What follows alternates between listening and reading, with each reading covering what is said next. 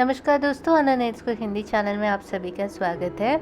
आज का जो मेरी क्लाइंट है जिनका नेचुरल नेल्स कुछ इस तरीके से दिखता है। तो जैसे आप देख सकते हैं काफ़ी नेल्स लंबे हैं, पर कुछ नेल्स जो है उसमें क्रैक्स है या फिर कुछ ज़्यादा ही छोटे हैं। तो क्लाइंट को एक मीडियम लेंथ का नेल्स मेंटेन करनी है। तो उनका रिक्वेस्ट था जितना नेचुरल नेल्स को एज इट इज़ सेव कर सकते हैं और बाकी को नेचुरल नेल की तरह मतलब जो अच्छा नेल्स है उसकी तरह मैच करना है। तो ये कैसे करते हैं आज के वीडियो में हम इस चीज़ को डिटेल में सीखेंगे। उससे पहले आप चैनल को सब्सक्राइब करना बिल्कुल मत भूलना, लाइक करना और वीडियो को अपने दोस्तों के साथ शेयर भी करना। अभी वीडियो शुरू करते हैं। सबसे पहले ऑब्वियसली हमें स्टार्ट करनी है ड्राई मैनिक्योर से।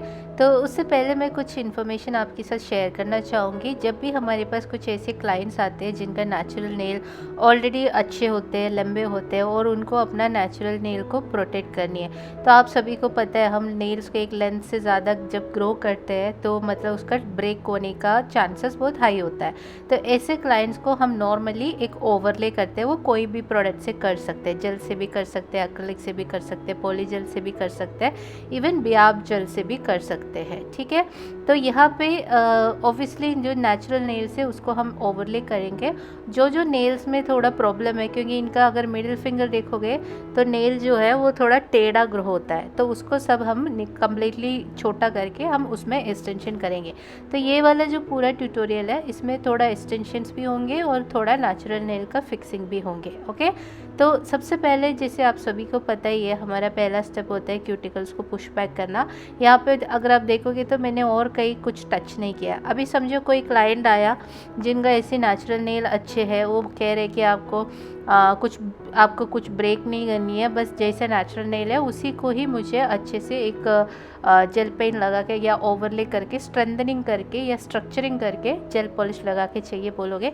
तो सबसे पहले आपको करना है उनके नेल्स को एनालाइज करना है, उसमें देखना है सबसे छोटा नेल कौन सा है और उसके बाद उस छोटे नेल को आपको पहले फाइल शेप करके रेडी करनी है। उसके बाद बाकी नेल्स को उसके अकॉर्डिंगली मैच करनी है। ठीक है, अगर सबसे छोटा नेल जो है वो काफ़ी छोटा है और क्लाइंट को आपको पूछना है कि इस लेंथ आपको मेंटेन रखना है या इस नेल को कोई दूसरा जो मीडियम लेंथ नेल है उसके लेवल पे मैच करना है, ये क्लाइंट के ऊपर आपको कंसल्टेशन के टाइम पे आपको ये चॉइस देना चाहिए ताकि वो अपना सही डिसीजन ले सके और आप अपना काम आराम से कर सके। ठीक है, तो अभी यहाँ पे मैंने पुश बैक करा, उसके बाद मैंने अपने बिट चेंज कर दिया, मशीन ले लिया। मशीन में मैंने यहाँ पे अपना फ्लेम बिट जो है वो लगाया और उसकी मदद से मैं यहाँ पे ड्राई मैनिक्योर करना स्टार्ट कर दिया। जो मशीन है वो 18,000 RPM स्पीड में चल रहा है और रिवर्स मोड में चल रहा है, क्योंकि मैं यहाँ पे राइट साइड कर रही हूँ तो रिवर्स मोड में चल रहा है। और यहाँ पे ये वाला पार्ट ख़त्म करने के बाद हम हैंड फाइल से थोड़ा रीफाइलिंग, शेपिंग वगैरह नेल्स का करेंगे। इलेक्ट्रिक फाइल से ड्राई मैनिक्योर को कंप्लीट करने के बाद मैंने यहाँ पे 100-180 ग्रेड का हैंड फाइल लिया है। उसकी मदद से मैंने कुछ इस तरीके से नेल में जो शाइन है और जो पुराना पॉलिश था वो भी मैंने कुछ इस तरीके से निकाल दिया। जो पॉलिश है वो रेगुलर नेल पॉलिश था। अगर आप चाहो तो पहले एसीटोन से इसको रिमूव कर सकते हैं, उसके बाद आप बाकी का काम कर सकते हैं। मैं इसलिए एसीटोन नहीं लगाया क्योंकि ऑलरेडी हमको यहाँ पे इसको बफ़ करनी है तो एनीवेज निकल जाएगा ही। ओके, तो यहाँ पे कुछ इस तरीके से क्लाइंट की नेल्स को होल्ड करते हुए क्यूटिकल जहाँ पे हमने ओपन किया था इलेक्ट्रिक फाइल से वो सारी एरियाज़ को कवर करते हुए हम हैंड फाइल से कुछ इस तरीके से यहाँ पे फाइलिंग बफिंग करेंगे। अगर ये सब चीज़ें आपको डिटेल में सीखनी है तो हमारा मेंबरशिप आप ज्वाइन कर सकते हैं, जहाँ पे मैं छोटे छोटे वीडियोस डालूंगी जो और डिटेल में रहेगा। जैसे आप एक नेल कोर्स कर रहे हो उस लेवल का डिटेल का होगा। तो आप ज़्यादा महंगी भी नहीं है, अगर आप चाहो तो ज्वाइन कर सकते हैं। ओके, तो यहाँ पे मैंने जैसे बताया सारे फिंगर्स में हैंड फाइल से कुछ इस तरीके से उसकी जो नेल प्लेट है उसको पूरी तरीके से मैंने क्लीन किया। और इसके बाद हम क्यूटिकल ट्रिमिंग करेंगे। क्यूटिकल ट्रिमिंग करने के लिए मैं यहाँ पे क्यूटिकल निपर यूज़ कर रही हूँ।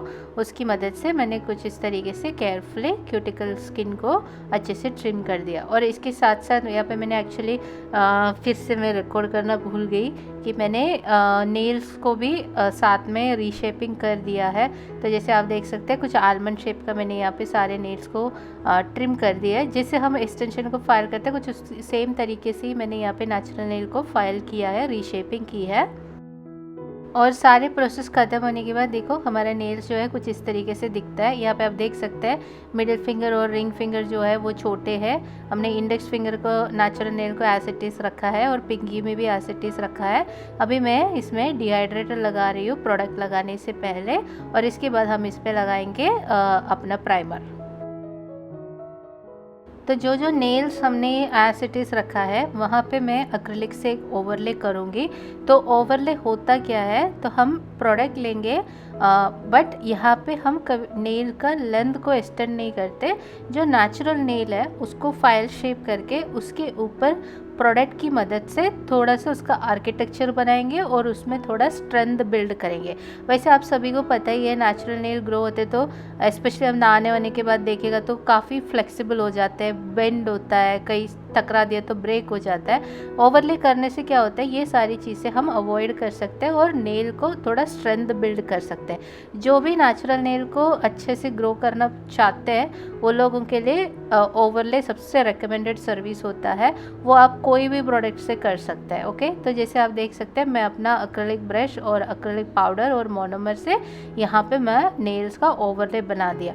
तो कभी भी यहाँ पे प्रोडक्ट का थिकनेस बहुत ज़्यादा नहीं होता, थिकनेस कम रहता है क्योंकि ऑलरेडी यहाँ पे नेल्स भी हमारे छोटे हैं तो थिकनेस काफ़ी, मतलब ऐसे समझो बेसिकली हम थोड़ा नाम के लिए ही प्रोडक्ट यहाँ पे लगाते हैं। बस आर्किटेक्चर अगर सही नहीं है तो ऑब्वियसली उसके अकॉर्डिंगली हमारे प्रोडक्ट का थिकनेस आगे पीछे हो सकता है, बट अदरवाइज एक नॉर्मल थिकनेस वाली लेंथ के हिसाब से आपको एपेक्स वगैरह का जो हाइट है वो देख के आपको यहाँ पे बनाना चाहिए।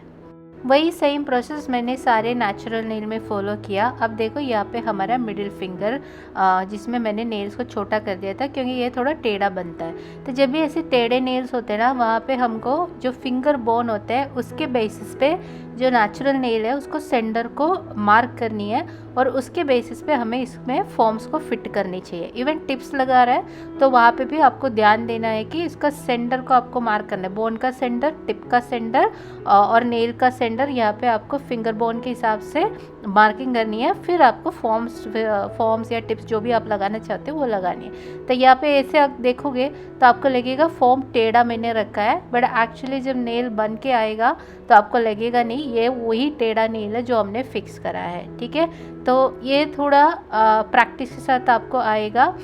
जब हम लोग मेरे क्लासेस में जब स्टूडेंट्स करते हैं तो उनको हम ये सारी चीज़ें फॉर्म कैसे लगाते हैं सब इसमें कवर करते हैं। जो भी आप कोर्सेस में इंटरेस्ट है आप नीचे दिया हुआ व्हाट्सएप नंबर पे मैसेज कर सकते हैं या फिर इंस्टाग्राम पे डीएम कर सकते हैं। तो यहाँ पे बहुत ही केयरफुली मैंने एक बीड लेके सबसे पहले हमारा फ्री एज बनाया। और सभी लोगों का एक डाउट रहता है कि फॉर्म्स में नेल्स बनाते तो टूटता नहीं है क्या, तो समझो ऐसे एक्सटेंशन करने से वो बिल्कुल टूटता नहीं है, लेकिन आपको फॉर्म्स को कैसे सही तरीके से लगाते हैं वो आना चाहिए। उसके साथ साथ प्रोडक्ट कैसे अप्लाई करते हैं वो भी आना चाहिए फॉर्म्स के ऊपर, तभी आपका वो स्ट्रॉन्ग एक्सटेंशन बनेगा, नहीं तो ऑब्वियसली ब्रेक होगा। तो वो एक अलग टेक्निक है जो सही तरीके से हमें फॉलो करनी चाहिए। मेरा एक्चुअली मुझे थोड़ा सर्दी हो रखी है तो मेरी नाक बीच बीच में बह रहा है, that's so annoying and sorry for that. तो यहाँ पे हम लोग अच्छे से नेल्स को कुछ इस तरीके से एक आलमंड शेप फॉर्म कर दिया। तो अभी यहाँ पे लेंथ वगैरह का आपको टेंशन नहीं लेना, एक अप्रोक्स लेंथ लेके आप बना दो। बाद में हम इसको इलेक्ट्रिक फाइल से या फिर हैंड फाइल से हम लेंथ को मैच करेंगे, बाकी जो नेचुरल नेल का लेंथ हमने बना रखे हैं उसके साथ मैच करेंगे। तो अभी फर्स्ट बीड तो हो गया, उसके बाद मैंने एक सेकेंड बीड लिया, उसको कुछ इस तरीके से उसके पीछे लगाया और अच्छे से उसको पहले बीड के साथ ब्लेंड कर दिया। तो यहाँ पे आपको ध्यान देने मैं ब्रश को कैसे कैसे इस्तेमाल कर रही हूँ और बीड को कैसे कैसे ब्लेंड कर रही हूँ। ठीक है, तो आपको ध्यान देना कि जितना आराम से जितना स्मूथ आप प्रोडक्ट अप्लाई कर सकते हो उतना आपका आगे का काम बहुत इजी रहेगा। ओके, तो अभी 2 बीड हमारे यहाँ पे हो चुका है। अभी हम लगाएंगे क्यूटिकल बीड। क्यूटिकल बीड जब भी लगाते हैं आपको क्यूटिकल से थोड़ा डिस्टेंस में बीड को रिलीज़ करना है, बीड के साइज़ पे ध्यान देना है, बीड के कंसिस्टेंसी पे ध्यान देना है। उसके बाद आपका ब्रश हैंडलिंग स्किल्स मैटर करेगा। ओके, तो यहाँ पे ब्रश बीड को रखा, उसको देखिए कुछ इस तरीके से साइड टू साइड हम मूव करेंगे, पीछे की तरफ भी जाएंगे। एक्रिलिक खुद थोड़ा लेवल हो जाता है अगर आपका कंसिस्टेंसी सही है। अगर ड्राई बीड रहेगा तो फिर सूख जाएगा और आपको ब्लेंडिंग नहीं होगा, रेड नहीं रहेगा तो फिर आपका पूरा स्किन के ऊपर आ जाएगा। तो यहाँ पे consistency, size, placing, brush skill सब मैटर करते हैं। ओके,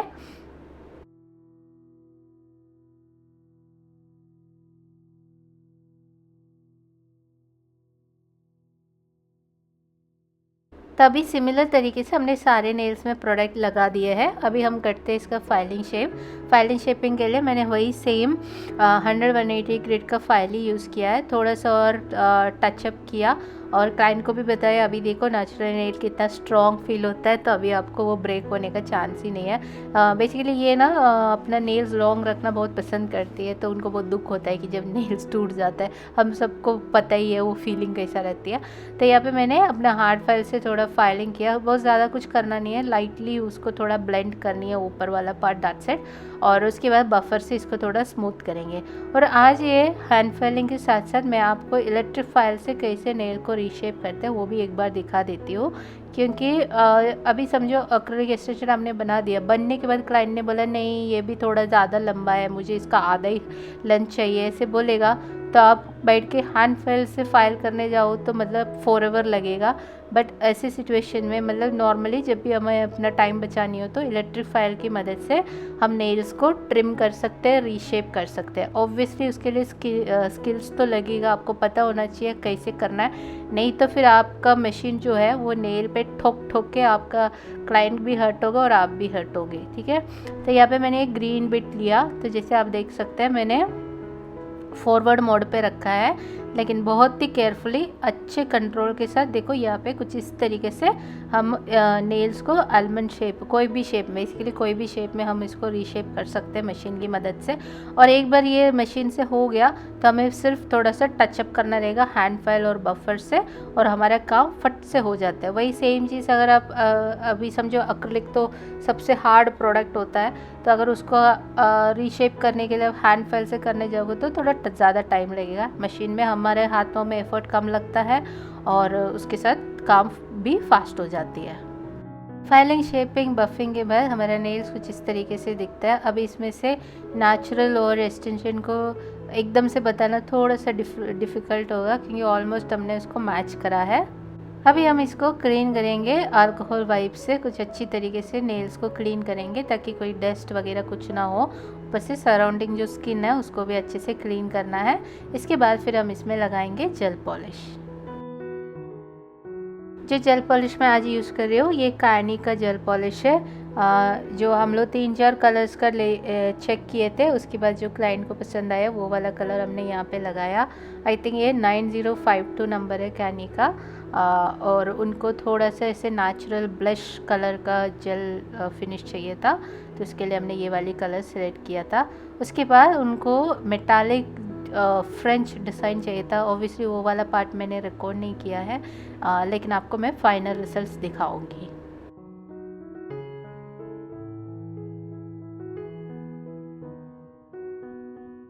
लास्ट में मेटालिक फ्रेंच के साथ कुछ नेल्स इस तरीके से दिखता है। फाइनली लास्ट में सर्विस का आखिरी पार्ट है, हम थोड़ा सा क्यूटिकल ऑयल लगाएंगे। यहाँ पे मैंने मेटालिक जेल यूज़ किया है। हमने पहले डिसाइड किया जेल से ट्राई करेंगे, अगर सेटिस्फाई नहीं हुआ तो फिर हम लोग मेटालिक पाउडर यूज़ करेंगे, बट उनको अच्छा लगा तो हमने सारे फिंगर्स में यही चीज़ फॉलो कर दिया।